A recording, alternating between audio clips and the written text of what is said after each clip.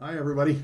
I'm glad you could come and share a little bit of time with me. I have something extra that I want to do tonight that is in response to a lot of common questions that I get, and I thought maybe I'd take the time to clear up some of these little questions and give you a little bit more of an opportunity to understand why I lay out pictures the way I do, why my method for it is for many reasons, and not just to try and get an accurate drawing down on paper, although that's really important if you want to have things like good proportion and everything. But let me just go ahead and read a few of these questions. Somebody says, what's the biggest issue you see over and over again in student work that could make a big difference? And I think probably one of the biggest things, and you may notice it too when you look at drawings on the community, especially people who are just starting, I think people most often struggle with proportion. And my endeavor is to try to help you see the different elements, the important parts that make up good proportion. And it isn't really terribly hard if you can teach yourself to start noticing certain things. So we'll go over some of those things. I think that's probably the thing that's most frustrating for people, and we start getting all kinds of comments about, well, I don't think I have any talent and all that. So they just don't know what to look for. When you're brand new, you just don't. And anyway, the next one is, what happens if you get started in an inaccurate layout? Well, there are ways that you can go ahead and pull it back together by using some of the methods that I use for the layout, the straight edge divider well, the straight edge and divider comes in usually a little bit later, although there are many ways that you can incorporate it in to various places along the drawing process. If you're drawing freehand, you can use it for, correcting things, or maybe establishing what is exactly needing to be adjusted. And the main thing is the proportions are off. And so if we can get those back in line, and there's many things that I want, again, to have you learn to look for so that you can be your own troubleshooter and not feel so helpless, and that you can make these corrections and feel confident and gain that experience. How can an artist improve their accuracy in drawings? Well, it's some of the same things. And I think that being able to establish and start recognizing angles, and obviously documenting some of the bearing points, and seeing how the angles play off of each other to create shapes, triangles in many cases. We can triangulate almost anything, and it doesn't mean that it is exactly the same shape all the time. A triangle can come in many, many different shapes. But if I can come from 2 points off of an established angle, I can usually go ahead and improve the accuracy. And sometimes I'm visualizing that when I'm coming to one of you that's asking me a question. I just have done it for so long. I'm not perfect at it, but I usually can see where some angles aren't matching up. The shape just isn't there. And if I can get you to visualize these things and have a method that you can establish that something is off, then you are going to be enjoying your art a lot more. Why should I use the straight edge and divider instead of just freehanding? It's not that you can't freehand. I think a lot of people feel that when they can't freehand, they're not artists. And if you've been around listening to what I have to say very long, you'll probably recall that I'm quite passionate about the fact that many people who have all kinds of potential just do not have an opportunity because they feel that anything that is other than freehanding is cheating. And I'm here to say once again that any aid that can help you start again, visualizing, gaining experience, start documenting some of these things in your head so you have something to recall, and you start visualizing your subject and your drawing different, is going to be a great opportunity for you to move on. And eventually, if you like to do freehanding, I do, then you have something that you can actually either pull over from one of your tools, and if you know how to run it, you can go ahead and correct your drawing, or you can start again noticing the same things that we're using in the layout, in that we're looking for angles. We want to make sure that three sides meet at a point, and we can start pinpointing how wide a mouth is, how wide a mouth is relationship to the eyes, or whether the nose is in the right place, and we can just start visualizing those alignments and have a way to actually calculate it out very easily. There's not any arithmetic, there's no mathematics, it's just training that visual eye to be able to look and notice some of those important elements that are going to make up a wonderful expression for you. Let's see, how and why does the straight edge method work? So I wanted to take this opportunity to go over this, and I hope that I can speed it up here and yet do it in a thorough enough way that it can be a little bit of a refresher and maybe give you, every time we look at something twice, we usually pick up something else. So I was hoping that we could use one of the models that we had in some of the previous lessons many months ago, and I want to be able to just go through this straight edge and divider method quickly, and I think you'll see what I'm talking about.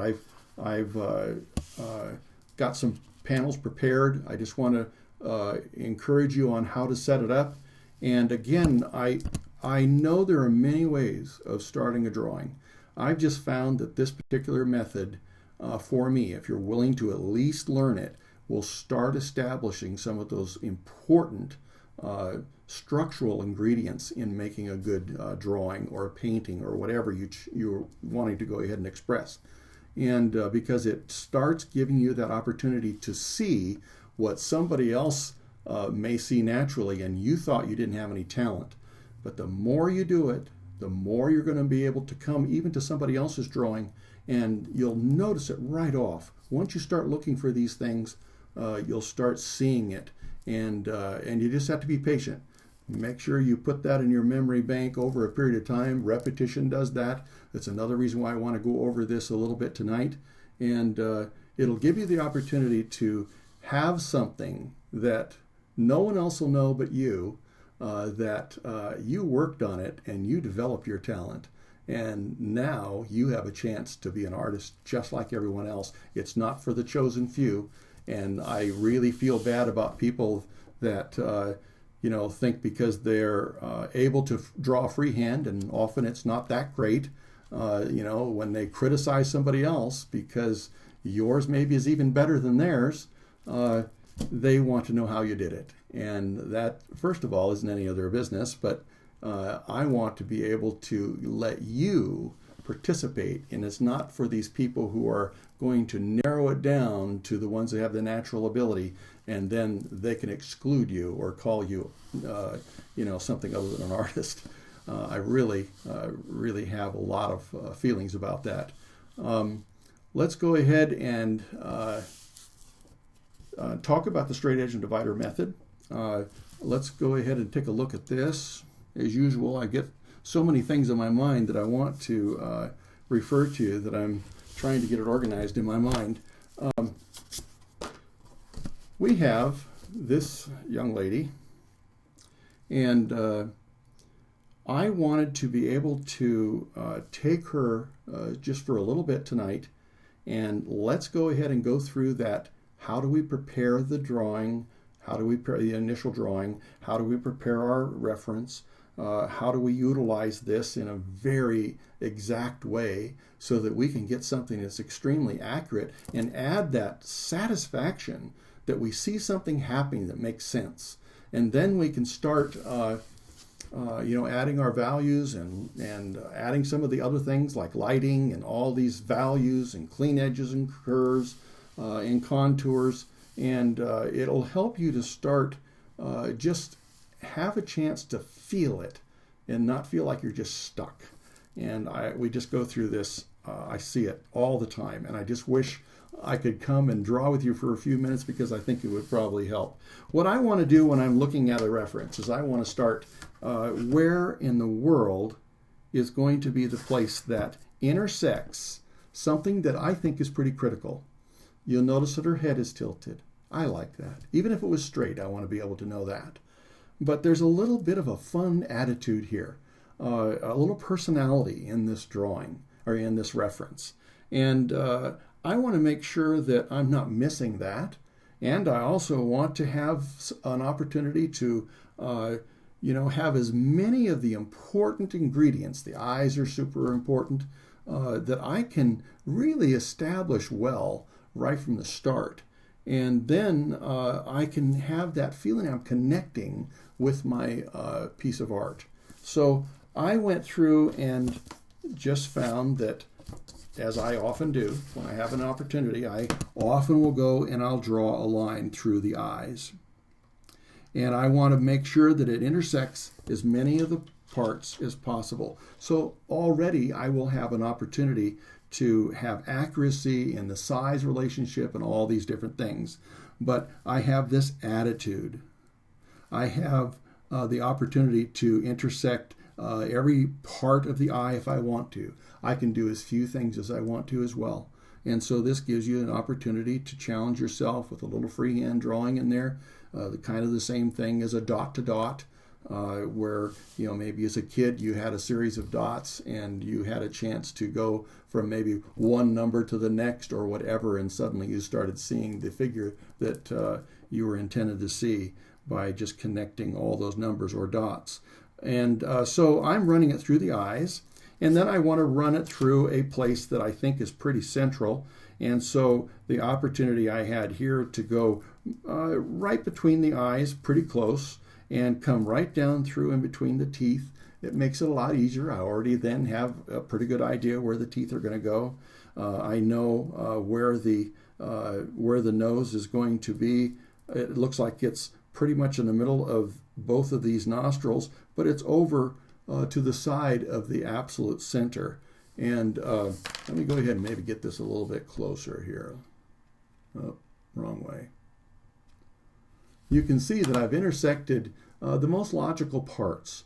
And this is my vertical, I call it a vertical bearing line. I call the other one, even though it's at an angle, both of them are at an angle, I call them my vertical and horizontal bearing lines, just for lack of a better term. But it's going to give me an opportunity to lay this out so that I can have an opportunity to see the relationship between this line and the sides of the face, to the top of the head, to the chin. And what I'm going to do right here is pick the chin. Where does that line intersect the chin? And I'm going to take this just for your sake. I want to make sure that you know this is one of my main bearing points. This one is a little different, very important, because we're going to pivot off of this, and we're going to intersect this horizontal line in all kinds of different places. And we pivot off of that main one on the chin. And this gives us an accuracy and also a ratio depending on where I put this on this line. And I can go smaller, I can go larger, I can completely duplicate this drawing, as I construct it on my paper, and have it be pretty much just like the reference. You have to be careful about a few things. You don't want your ruler to just slip on you and you didn't pay attention, and now maybe something gets off quite a bit. But let me go ahead and just demonstrate that. Where's my cursor? There it is. And so when I'm on that pivot point, if it slipped a little bit, and then I'm still trying to line it up with the part that I want, I could end up by having this quite a bit off, because if it's off just a little bit, it keeps multiplying as it gets out here. The farther away it gets from that pivot point, the more I'm going to be off. So if I'm off on the pivot point at all, then I could really put the eyes in a different shape, different size, different ratio than everything else. But I usually take a smaller one, And I want to be able to have this smaller so that I can run it out around the edge, as many of you know. But there's so many beginners that I just want to take this opportunity to really introduce you here a little bit. I want to make sure that my picture is cut as square as I can, so that it's not a parallelogram, it's not skewed, but each side is equal and it's square. And that is going to allow me to have a lot of accuracy as I keep this in perfect parallel to the drawing paper. And that's really important because at any point during my drawing, I could reach over and pick up one of my tools and verify something later in my drawing that might be a little bit off. And because I can have this in the same layout, I can now, just put this parallel with my paper, and I can move it to any position. I can, if I want to line up two other things, I can move it to any position that feature lines up with and verify an angle. There's always angles, and angles can be between the ones we establish with lines that we're going to create, like that horizontal and vertical line, or we can go ahead and go between any 2 points and make an angle. And angles are always completely true. That's why I like them. It's not just a haphazard line put on a paper. And if I'm careful and I lay it out properly, well, then I'm going to have something that I can count on regardless of the size that I'm going to draw my drawing. It could be 2 inches, or it could be 6 inches or 8 inches. It could be put on a wall, but it doesn't make any difference how long that angle is. It's still always going to be true regardless of the enlargement or the reduction of my reproduction here. So what I want to do is I want to find a placement for my drawing, and I want to position it on my paper, and then I'm going to put my finger, or whatever, you can do whatever you want, but I just want to show this in a very simple way. I'm going to make sure, oh, that looks good, it's arranged, even though it's smaller than it's going to be. It seems to be arranged properly on the drawing, and I'm going to go ahead and now make a dot. And I'm going to make things much darker than what I would like you to make them so that you can see them. And you have to be careful about this because you don't want to go so dark that you can't get it off the paper. And so here's my main bearing point. This is the intersection between my vertical and my horizontal bearing lines. This is going to carry a lot of those features. My vertical one is going to intersect the chin, the bottom lip, both below and up near the inside of the mouth, the top lip and how high it is, the nose, where the hair starts. I don't care what I want to pick out. I have a chance to intersect a lot of things. On my other one, I'm going to be able to intersect all those features of the eyes, the sides of the face, and things like that. So now what I want to be able to do is I put that dot here, and I am going to, that's all I need to know after I've made my line on my reference. All I need to do now is take this and run this up so that it comes to that edge, making sure this is still very parallel. And I'm going to come up to where that dot, that bearing point, is right in line with the angle that's on here. And I'm going to come and make a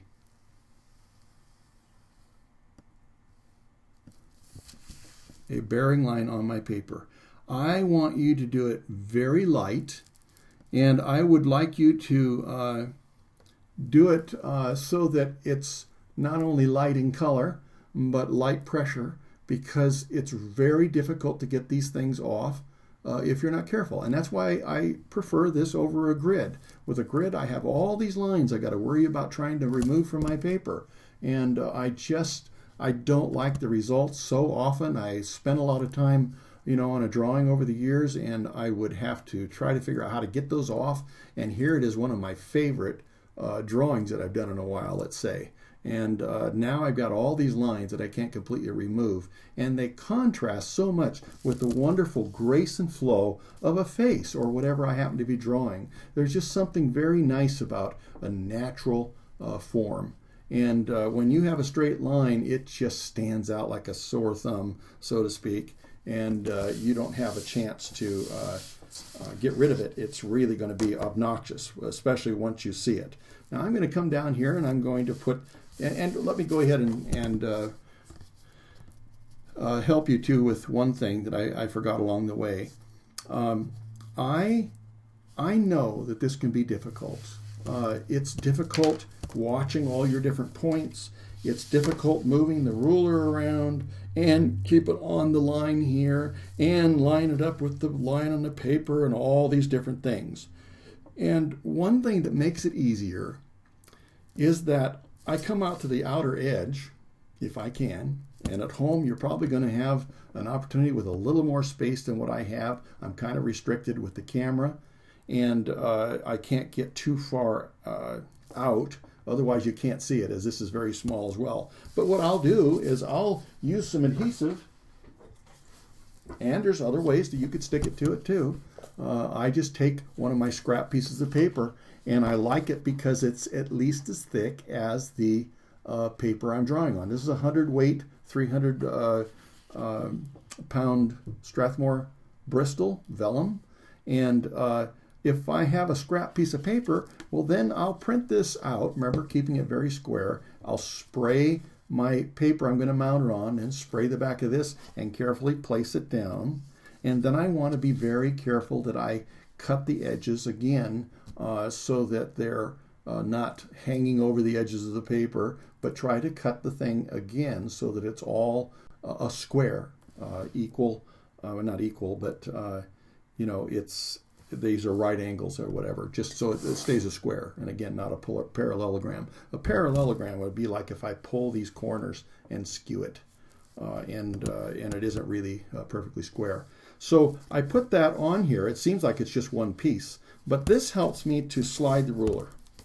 And so I can either have this lined up and slide the ruler, or I can move the paper, and it gets me in control a little bit more, so I don't have to worry about the friction and it trying to drag my ruler out of position. And or there's one more thing I have to worry about, and sometimes you can start missing something. When I put my pencil stroke on here, I want it to be pulled towards me, or let's see, not pushing the point away. I don't want to go like this, because that point is going to be ever so slightly digging into the paper, whether you think so or not. It's going to make that line even harder to remove. And so I want to pull it if all possible, just kind of drag it, and I'm going to line that dot up again. I have it already lined up with this vertical line I have on my reference. And a print works very well because it's easier to draw on it if you want to make some lines on it. But I'm going to come up here. You can't see the top, but just take my word for it. We've got it coming here. Oh. It's good for you guys to watch me goof up. I hit my hand and made a jog in my line. But I can go ahead and clean that up. Now, again, these are darker than I want you to make them, because I always have the challenge of trying to do something that is going to be representative of what our project is, and hopefully have a nice finished product. And many times it is so difficult for me to get the line off because I'm using my darkest pencil so you can see it, and making it a little darker besides, so that you can see it on camera and it doesn't just disappear. The 4H is plenty for you if you can see it and you don't end up by pushing too hard. But if a HB or something like that is better because you don't have to use as much pressure to see the line, then great. Now what I'm going to do is I'm going to decide my ratio. There's a very easy opportunity we have to decide what size do I want my paper, or want my drawing. I could make it exactly the same size. I could just go ahead and maybe take my divider, and I can go from here down to that bearing point on the chin. I decided to use the one on the chin. It could have been something down here, but I wanted on something that is going to be an advantage because that establishes already the edge of the chin. So I could come in here and I could do this, and I could come right over here and duplicate it. Or I could go ahead and do some of the only math that I would need to do, and that is, say, if I want it 2 times, I can go 2 times this. I can take this and I can put it on my ruler, and I can decide, okay, well, it's 2 times 1 3/4 inches. That's going to be 3.5. And you're working, many of you are working in centimeters and things like that, so I'm working in inches. So I can go ahead and decide how big this is going to be.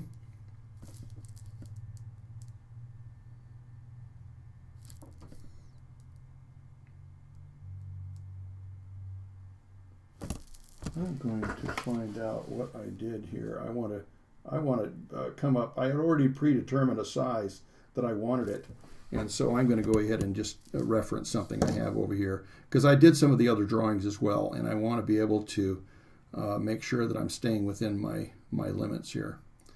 It took some time to plan all that, so I didn't end up just having a random situation here. But here is my pivot point. I'm going to make that a little darker. And I'm going to put a circle just so that you can all make sure you see it. And now I have what's going to size the ratio of my picture. If I had put it down here, I would have had a larger drawing, because angles are going to be lining up with other angles. So we have these that are angles already, and if we go from here up to here, it's going to create the edge of the face, let's say, or the corner of an eye. If I'm down here and I use that same angle, and it's true, then it's going to take longer to get out here, and this is going to enlarge my drawing. And when I've picked this distance on here, this now has solved everything for me. I no longer have to calculate anything. I don't have to measure anything. I can just let the process work everything out exactly the way it should be. And if you run into some problems, well, you can backtrack, and maybe we have a chance to discuss some of that as well. It's just as advantageous backwards as forwards, because it helps us troubleshoot. So now I'm going to figure out where I want to intersect and what I want to intersect. But now I'm no longer dependent on lining this up. What I want to be able to do is I want to take this straight edge, and I'm going to line it up with parts of the eye and parts of these features that I can now establish where they are on that horizontal line. That's why I picked that horizontal line. I'm going to come along here, and I'm going to now line it up with this. I'm on the inside corner, the tiered up corner of the drawing. I want to be as accurate as I can, and I'm going to pull this over far enough that it meets that pivot point. I already have my angle established. It isn't going to vary, and now I have a chance to find out exactly where I want to put this on the line. So it's going to intersect the line right there. Often what I'm going to do, because it's easy to get a whole lot of dots on here, is I will go ahead and remind myself, what am I drawing, by putting just a little bit of an angle that makes sense. Let's go ahead and get a little closer here, and at least for a moment, and you can see what I'm doing. So if I'm curious about what angle, it wouldn't do me any good to go straight up and try and create an eye. I want to try and capture the angle coming from the corner up to, wherever I'm going to go, as long as it's straight. So I want to turn this thing. And this is all part of that process of training your eye to see. Because if you turn these things around, you can go ahead and sight right up it. Now, I'm going to put it in a position where I can really sight right up that, and I'm going to have a pretty good idea of the angle of that corner of the eye. Boy, there I go. Okay, now if I want to go the other way, I think that it actually is pretty level with the bottom lid, but it's ever so slightly a little bit like that. But now I know what I'm working with. So let's go ahead and capture a few more things. I'm going to go to where the iris intersects that line. I'm going to my, I better get to the right camera, sorry. I want to go to that pivot point on my reference. I always want to find that and then pivot this so that I am intersecting or finding out where that intersects that horizontal angled line that I have. And then I'm going to now, because I have this lined up with this bearing pivot point, I'm going to just slide my paper along here. If you've raised the paper up by doing what I told you to mount it, and now this is where that iris intersects that line. I can come over and make sure I'm on that pivot point, and I can come over to the other side and see where the other side of the iris is that intersects that line. I only want to do the things that are actually going to be giving me an opportunity to see where it intersects. So I know exactly where it's going to intersect, not by looking at the line, but looking at this pivot point, and I'm going to slide it over till it just meets that, keeping this parallel. Has to be parallel, otherwise your angles won't be true. And I'm going to come over here and establish the other side of the iris. Now I hope I can remember to put this back. I get so involved in demonstrating something that I keep forgetting. So here, now I have this opportunity to pay attention to the angle of that curve. And this is another reason why I keep telling you, I nitpick almost, because I'm saying watch which way that curve of that iris angles. Because if I were to come out here or go sharply over here, I'd change the size of that. And I'd change the natural quality of it. She's looking at us. Remember what that means. When she's looking at us, what we can see of her eye is that iris is going to be round. That's key. We don't want to have something that's an ellipse. We don't want it like a cat eye. We don't want, to start having it be a leaning blob of whatever. We want to make sure that we are completing a circle. So at some point, I'm going to make sure that what I see here going behind the lid and what I see coming up here underneath the upper lid, I'm going to want to maybe just complete it and see if what I have down here that shows on either side is going to be a round iris. And I can do that by just lightly sketching in as if I could see it and forget about the lids and just complete a circle. Then I want to be able to put the pupil in the center. We're not there yet, but I'm just trying to show you.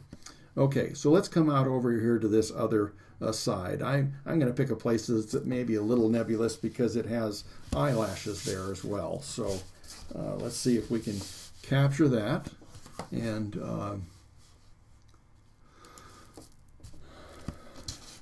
I'm not going to do every tick on here. I'm going to get you to understand why I'm doing what I do, and then I will have something else that I can show you here.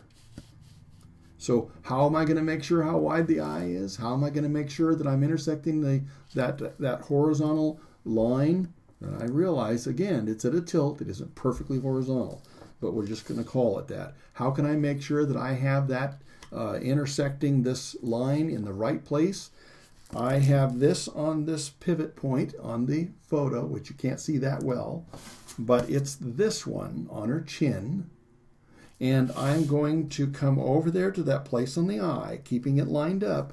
And then I'm going to come over here, and the only thing I need to worry about is keeping my paper and my reference parallel, as parallel as I can. That's why it's really important to have a good square cut. So take the time, to make sure your paper is not skewed and that your reference is going to be square.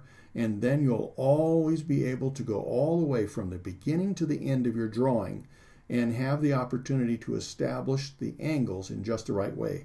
And as you can see here, in a general way, I see an angle from here to here. I see somewhat of an angle here. I see an angle here. I see an angle from the corner to corner of the mouth. And there's just all kinds of things that are going to be great opportunities if I lay this out properly. Because if I don't pay attention to getting it in the right orientation, and that's my paper's rotated exactly the same as my reference, then I'm going to end up by having a real hard time guessing where all these points are going to go. So here is the edge of that eye. And I'm going to do the same thing, just making this as simple as I possibly can. I'm going to line this up, make sure this is parallel with my edge of my paper, and I'm going to look right up this, and I'm going to say, okay, it's about like that. Now, there's going to be some fine-tuning. There's going to be an opportunity to, change a few things, but generally, I know what I've just drawn, and that's what I'm really interested in. That's the beginning of the eye. And I want to be able to come over and maybe capture the side of the face where it intersects that eye. Let's go ahead and do that. We can take this and put it on that pivot point. Put it on the pivot point and come over here and see where does the side of the face intersect that line. All I need to do is worry about lining it up with that pivot point and that place I want to find, and then I can come over here, and let's get back. This is really difficult when you, this is why this is a fairly easy, simple, and I think kind of an enjoyable process, because I know it's going to have a great outcome. And what happens is I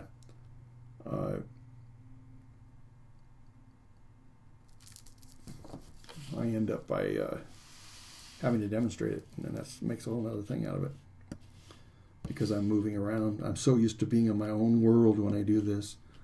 Okay, so now I want to make sure this is, when it gets down over here in the corner, sometimes there's not too much of the paper and the reference that matches up, so I really want to take care. I want to intersect this, that pivot point again. It's all I have to worry about. I've already established that bearing line, and it just is going to stay constant all the way through the process. And so here is the side of her face. Now I can go ahead and do the same thing, keeping the same in the same orientation. I can see how this angles away from that edge, both up and down. And if I really want to make sure that I have it right, I can get away from my bearing lines and just come over here and compare this angle. I can run this. I know there's a little bit of a curve, but I can fine tune that. And I can go ahead and say, well, from this point to this point, look, that's quite a bit of a straight angle here. So I can come over here now. I have that already documented there, and I can put this right up to that dot, and now I have quite a bit of that side of the face done. I have that little part, and I can fine tune it, round off the corners, and I've got the edge of the face. Now, what happens is I keep going on, and I will find the corners of the mouth from this place. No, I don't want to do that yet. I want to do everything that intersects this line first. And so I'll do the other eye. I can come out here and I can do maybe the outside of the hair. I can find out where this strand of hair is out here by just taking that from that pivot point and running it out, see where it intersects that line. Now I know how wide the head is, and I can pick out anything I think is important, where the wave or the bangs come across there. There's just many things that I can do. And I shouldn't say anything about the corners of the mouth, because that's a whole nother position on here. But this is what I have when I get done. And this gives me the opportunity to now move on to the vertical line. This is starting to take shape. I don't know how high my eyelids are yet. I don't know how high of an arc. I don't know where the folds in the eyelids are. I don't know where the eyebrows are and all those kinds of things. But I wanted to get everything that came off of this. Now what I want to do is I want to find out how my nose and my mouth and the chin all line up. And so I could already take this, because we already know this is accurate. I'm going to take this and put it in the same orientation as my reference, or as my the reference, the paper. And I'm going to catch that angle. It's not square. She seems to have a little bit longer chin on the left as we're looking at her than on the right. But at least now I know that that's the edge of the chin. So let's go ahead and see what we can do here. And we'll do a few of these. And I've got another phase. I came out to this part here. I think I better do it in white. I'm going to pick this as my other bearing point. Let's do one more of the verticals. So see, I circled that in white so that we can see it. I'm just picking this major part of the hair and catching the edge and having that be the reference point that I'm going to find all my vertical things from, because now instead of this being my pivot point, I'll make this my pivot point. And everything will line up just the way we did from the other way, except we're going to turn it, we're not going to turn it, but we're going to do it from the side instead. So let me see here what we can do about letting you see this. Now I want to be able to line this up parallel again. You see that? See that little bit of a gap? Oh, that would be disastrous. Because what's going to happen is it's going to, again, multiply. If I have everything lined up on what I want to find, I'm going to end up with something that is going to be, this gap here is going to make this tilt quite a bit different. Look at how much that ruler will move just with that little bit. So you really got to make sure that you're always making sure that this is parallel. Now you can try and drag your paper around. You've seen me do it too, and make sure that I'm paying attention to everything, and it's hard to drag the ruler and the paper and keep it in the position I want it. And so that's why I suggest that you end up mounting it so that it's a little higher than your paper, not only the thickness of this, but it has the print copy on it as well, and that raises it up just enough that I can go ahead and use it as my pivot point. So I'm going to say, where's the end of my nose? Let's draw a line around here so we now know that this is our pivot point and our bearing line. I'm going to now have it on that pivot point to the end of the nose. Where does the nose intersect that line? And I'm going to now just worry about my pivot point. This is long enough that it's already going to intersect my vertical line. So here's my nose. I think what I'll do is I'll quickly document that. And it's not very wide there. That's the what do they call that? Septum of the nose. And it's not very wide. But even if you did it a little wider, you can always pare it down later.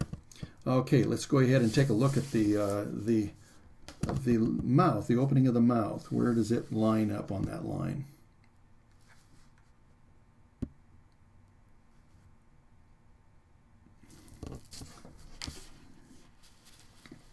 Okay, I'm going to just bring it down until, again, it lines up with that pivot point.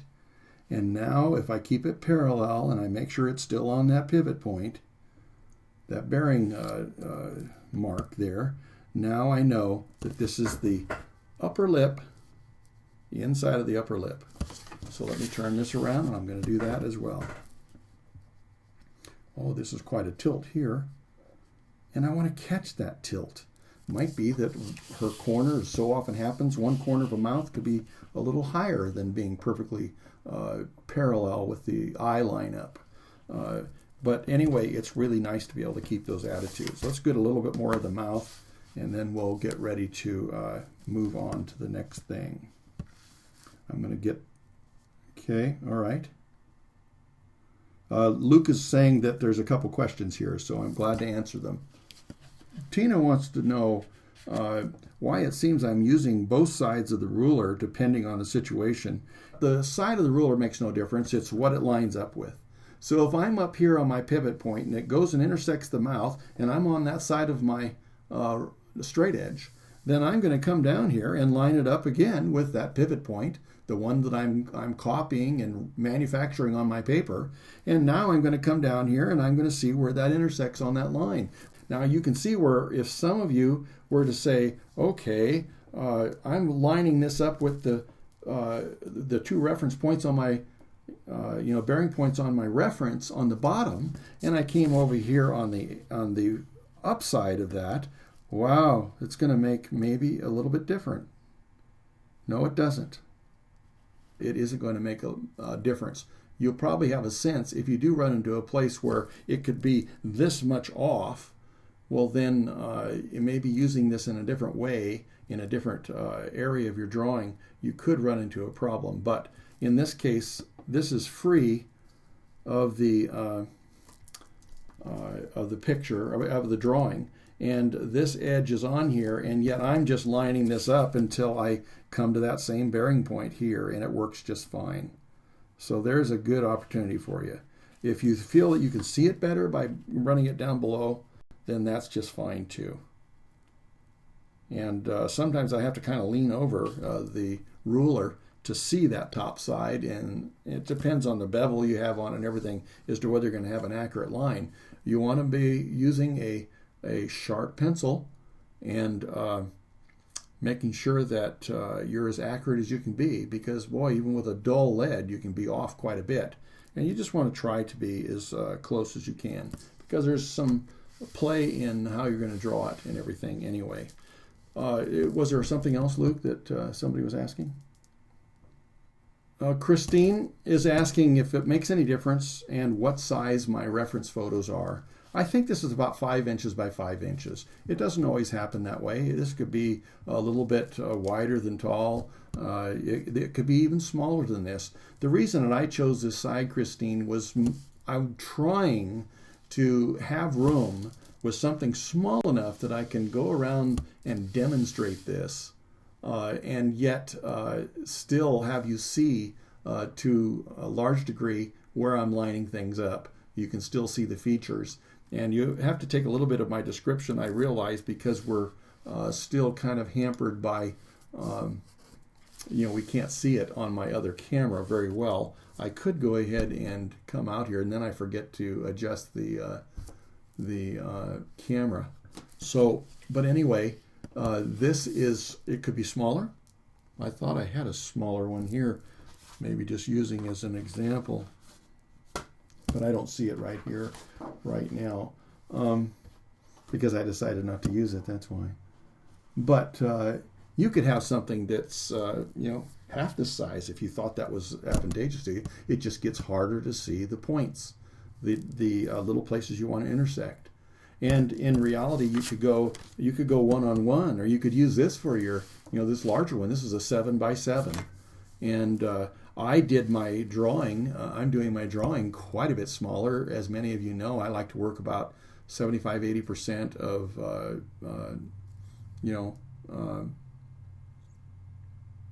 what's the word? Of a natural size of a person. And so I don't like to work huge because I just don't have the time.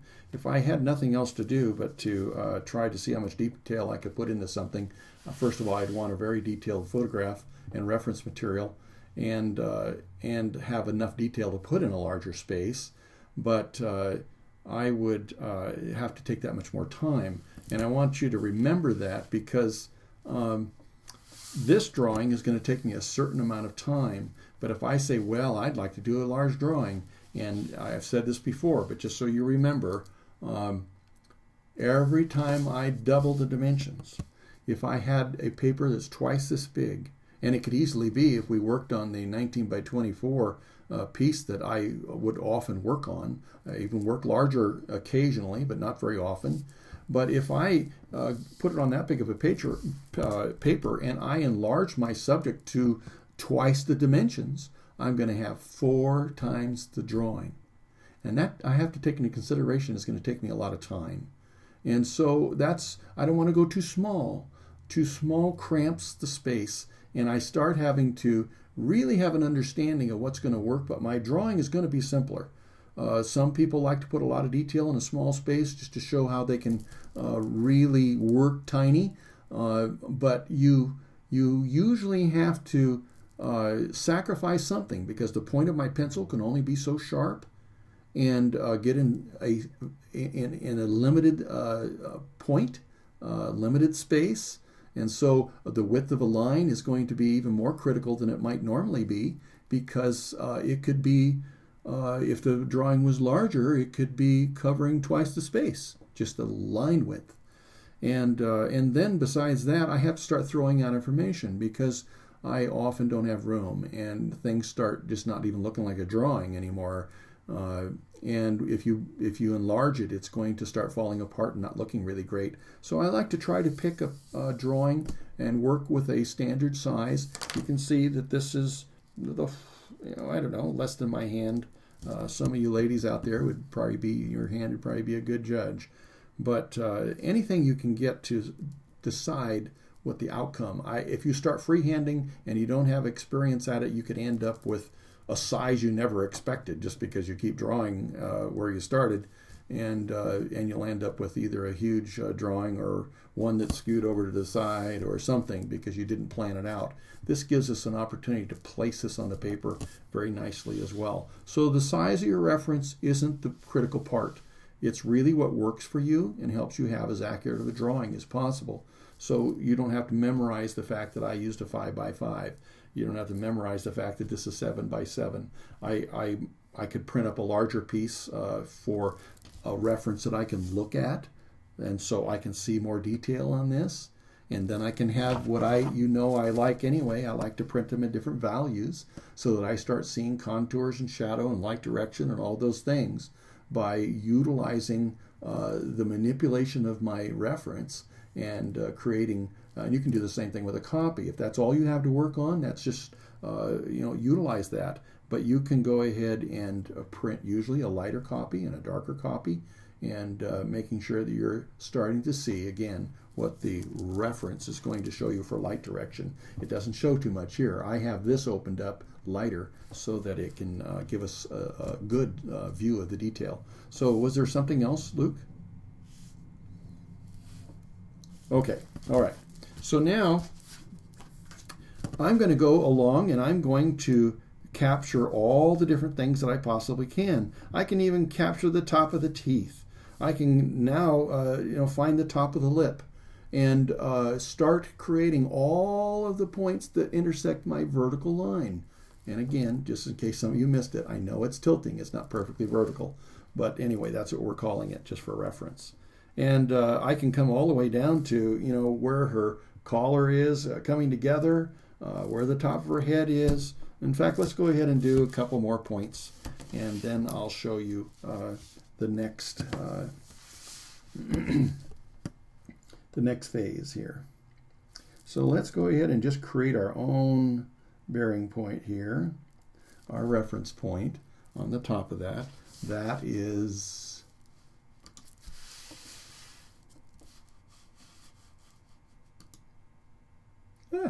oh, it's because I used the zoom. I was wondering why it wasn't responding and going to a different camera. But anyway, I went ahead and I put this bearing point up here, and now I'm going to line this pivot point, what has become our new pivot bearing point, and I'm going to slide this along until again I meet up with my, I'm going to go ahead and use that underside. Tina, thank you so much for asking that question and waking me up. I'm going to come up here. Yeah.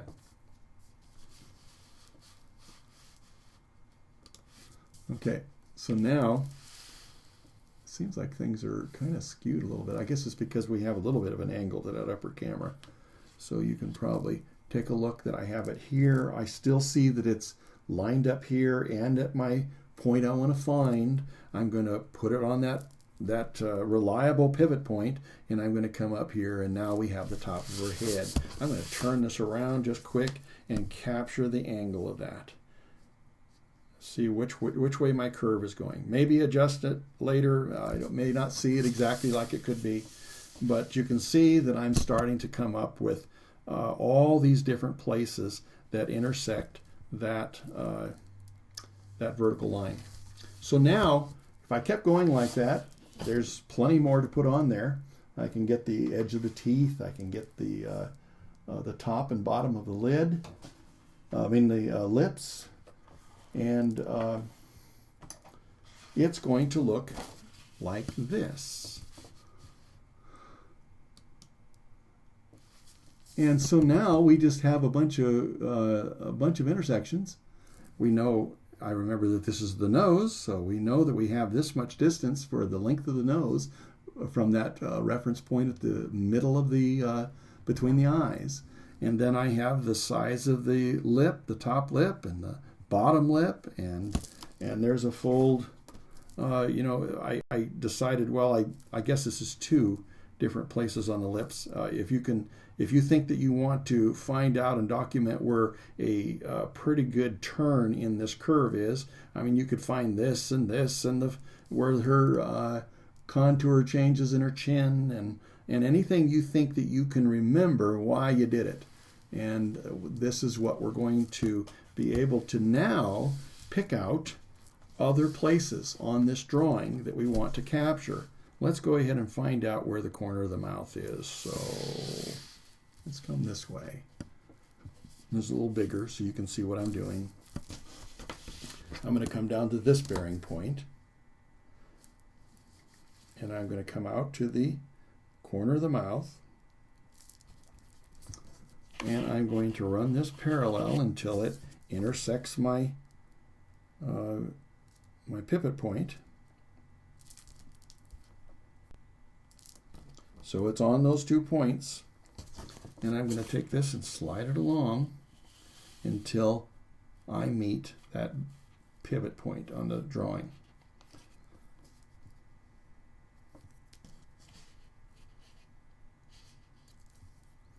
Now remember, you may not think this is the most efficient. Maybe there are quicker ways, but what does it teach you? This is really establishing in my brain that I have an angle that is very important. I can't just make it like this. I can't make it like this. I can't just generalize if I'm going to have good proportion. And proportion is taking a part of the whole. As I look at this whole face, I want to make sure that what I have down here is going to be in the proper proportion so that it doesn't become a mouth that's too small or a mouth that's too big. It's in exactly the right ratio, the right proportion to the rest of the face. And that is, again, what happens so often when we're guessing. We don't have the opportunity to find out and have established points like this, but you can do this in your mind if you do this and practice it enough. I now know that, I can just imagine an angle here. Now I have to find out where the corner of the mouth is in relationship to that line. So let's come over here and do this one. I'm going to come from my other bearing point. Let's go out to the outer edge of the hair. And I'm going to slide this until I have an opportunity to put it onto that pivot point that we created on the edge of the hair. And I'm going to see where it intersects that line. And there is the corner of my mouth. Oh, happy day. So it's wonderful. And this line is not just a straight line. I want to start noticing some of the wonderful little nuances and the curves that find this particular woman and how not only her attitude but her characteristics are going to maybe be slightly unique to her. And everybody is totally unique. So that little curve, maybe one side of the mouth is up a little higher than the other one, and it's just not completely symmetrical. There's all kinds of things that can happen. And I want to now create that corner. I'm going to have my reference parallel, and I'm just going to sight right up there, just like you're looking at fence posts lining up or trees in an orchard or something. And I want to just at least see what that represents. So already I'm starting to create the corner of the mouth. Now, if I keep going like that, I can find, again, any point. We can come over here and find the other earlobe, and it'll be the equivalent to this one over here. This one I didn't, I only got the side of the face, and I didn't take the time to show that that's actually an earlobe coming in there to the side of her face. Can you see her starting to peek through this? Let me go ahead and show you a lot of those points that I picked up. And this is what it would start looking like. I could go ahead and I could have spent more time maybe connecting the dots, but you see she's gradually starting to come together. And as I look at this thing and I see gaps that I need to draw, I want to make sure that I'm paying attention. What's going to happen when I start developing those curves that form the jawline and how wide is this? I can pick out, let's see there's a kind of a turn. Where's the apex of this curve? I'm going to come back over there whether I feel secure about it or not. If I look at this and I'm looking again at this this nice curve here, I want to kind of find out where is the apex of that curve. And then I can make a dot there. I can find it. And now I know that it goes back this way, and that's kind of the crest, and then it comes back this way. I can do the same thing right here. I can find where's the turn in that chin. It looks like it's kind of squared off or flat or kind of an angle there. And I can find out exactly where that is. And then I can pay attention and where's the high point as I rotate this with my drawing and keep it in the same orientation. Where's the apex of that? And so I can duplicate it by making sure my reference is in exactly the same place, and I picked out my dot, and I'm not taking the time to find it right now, but we can do that. And now I have a chance to not show you what I'm doing. That's good, but this gets so small. Anyway, now I have a chance to go ahead and create that chin. I can duplicate the angle. Looks like I got it a little bit angled differently because I'm just doing this quickly. And what happens is I continue finding those reference points that I make and I find that are not part of the horizontal and vertical lines. And now I have a chance to close the gaps even more, and you start seeing it developing. And there's probably a lot of refinement to do on this, but still I have a chance now to really not be so intimidated because some of my proportions may not be off. Now I can decide, well, I wonder if her cheek is maybe a little fuller in this drawing than I actually have for her. And I can come down and make my fine adjustments.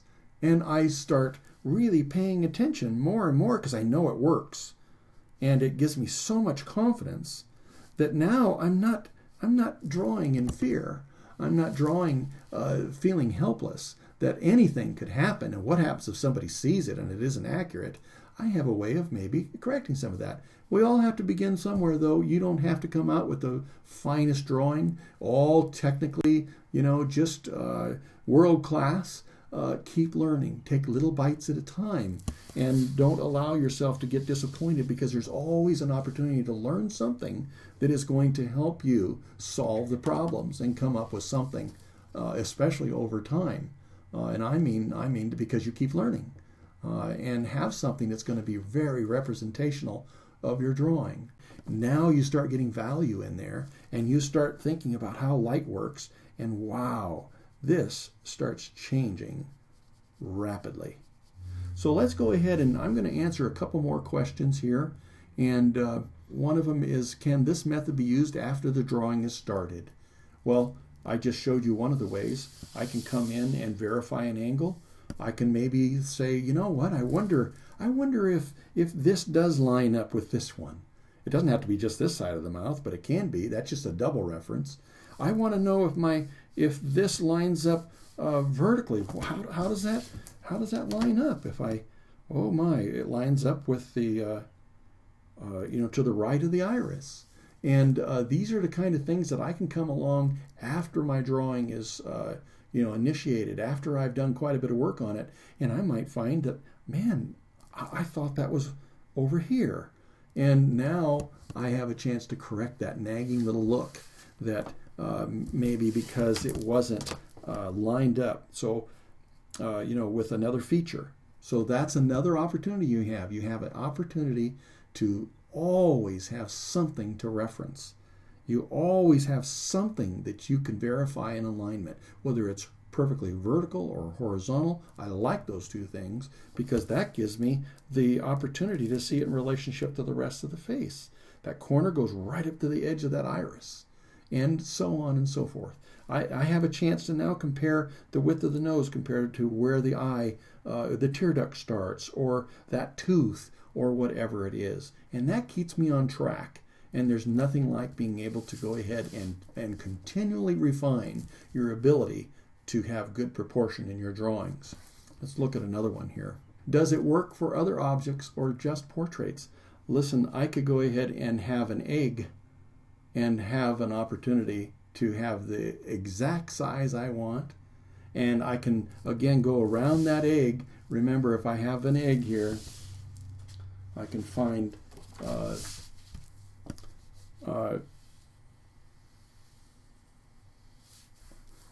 has a little bit of a knob on it. But anyway, if I have a reference of an egg, all I have to do is just make any points along the edge of that reference I want to, even though it's just almost a round egg. And I can now have my reference over here. I can go ahead and put those ticks on my reference, and I can find out exactly where it's going to be. Now, I shouldn't have done this yet, because what happens if I have my reference for my egg over here and I make those little tick marks around the outside edge, then I'm going to see how it pivots on that pivot point. And now I can come from a couple different ways, and I can see where my crisscross places are. And I can come up with an accurate edge by coming from two different directions. And I know exactly how wide, how long, where it's curved, where it isn't. You can do the same thing with a flower. It could be a daisy with many petals. It could be a rose. It makes no difference what the subject is. It's not limited to just faces.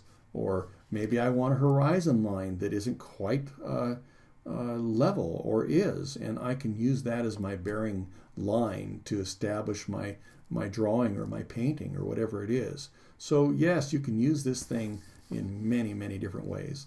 And how does the straight edge method help me learn to see? It's because we have to keep seeing the angles and how it lines up with something else. And I just think it's extremely valuable. We start thinking in contrast of straight edges and curves, and we start seeing these differences and capturing them. And we start thinking about clean edges and contours and all kinds of things. When I have good proportion, I now can see where to start contouring something, where to put a little shadow underneath a cheek, because I know I can put it in the right place. In relationship to this ear, I can go ahead and decide where this is going to be. And where this little curve here is, and there's a little space in between here, I can go ahead and I can pinpoint any of those and or start seeing them more clearly as I learn to recognize these things. So when I'm looking at a scene out in nature, maybe somebody I want to draw at the airport, just sitting off quite a ways. Now I have a chance to get real accurate, see the length compared to something else, see the angle. Maybe they're sitting there with their legs crossed. You can start getting the proper angle and see it in size relationship to something else. Train your brain, and you will become, in most cases, much more capable than what you ever thought. And you don't have to have anybody shame you that you're cheating, because you are learning. And if they want to go ahead and stay stagnant in what they're doing, and maybe they have a special ability, bravo, you can like their work, but don't let them shame you and tell you you're not an artist and can't participate. So, will I always have to use the straight edge method to draw? That's what I'm just saying. If you enjoy doing freehand, and you think that you want to become better and better at that, at least you know what to start looking at. And you can see things in relationship to something else, coming up with good proportion and angles. Those angles you can visualize too. And it just becomes more, it becomes easier if you keep practicing and you have an opportunity to, capture it on the paper. So knowing your tools and how to draw, how to do those simplest things like we do with the patches and the sphere and all the other things, just continue to improve your handling of your material, your tools, and when you become very proficient at that, then you're going to have a lot more fun drawing because it's going to look like something. it increases your awareness and visual perception. Now, I wanted to say that I wanted to give this opportunity to maybe, hopefully, each time I do this, I hope I'm bringing a little more clarity into this process. And again, you can see as I'm talking about it way beyond just a way to get your drawing started, because you can use a grid and you might be able to do these little pieces and do them quite accurately, but you don't really have to start working with angles. You don't really have to start comparing a lot of the things. And when you work with the straight edge divider method, it helps you to be able to just have those elements in front of you all the time, and it just becomes so natural. You don't have to necessarily think about them quite as much, but it develops that awareness and visual perception. But I wanted to let you know that we're going to put a set together. In fact, I think it's going to be just shortly, and it deals with this woman, but it has a lot more in them, as you know. And so it'll be a more comprehensive and give you an opportunity to review it one more time. I want to make drawing more fun for you. And so thank you so much for giving me that opportunity continually. It means so much to me. And to see the improvement and to see the joy that comes from all of you continuing to practice and realizing that, boy, I can do this and I'm improving, even if it's at your own pace. I thank you for the privilege of letting me share with you. So have a great time. Thank you. Hello, everyone. This is Luke, and I want to thank you for coming out tonight and watching the special presentation that Darrel put on. And I also want to say a big thank you to Darrel for putting this special presentation together. He's put a lot of energy and time into getting this all ready. Now, just like Darrel was saying a few minutes ago, there is a new set of drawing lessons that actually came out just a few days ago. And this new set goes into much greater detail on the same topic that Darrel was covering tonight about learning to draw more accurately. There are 5 total lessons in this new set, and each is a lesson that Darrel presented as an art studio class in his art studio weekly events. And together, this set of 5 lessons takes a new, fresh, and a really in-depth approach to learning, understanding, and mastering the use of a simple straight edge and how you can create accurate proportions. Now, I know some of you have asked, what if I already own like how to draw a portrait? Some of this is already covered in there. Do I need to get this one? And, even though Darrel did go into a lot of detail in how to draw a portrait about the straight edge and divider method, this is actually a really different take on Darrel's approach to teaching this method. And so even though they both have the same goal of getting you to learning this straight edge and divider method for drawing accurate proportions, it might be something that you want to take a look at and try out. And remember that we have a full 1-year guarantee. So you have a full year to basically take it for a test run, try it out, see how much it helps you. And if it doesn't show you everything that you feel like we've been promising here, all you have to do is give Diane a call or send her an email at support@5pencilmethod.com, and we'll give you all of your money back. No questions asked, no hard feelings. We really want you to just get this stuff in your hands and try it out, see how much it can help you improve your drawing skills. So thanks again for coming out tonight and spending your time with us. And click that link below, and we'll see you on the other side. Good night.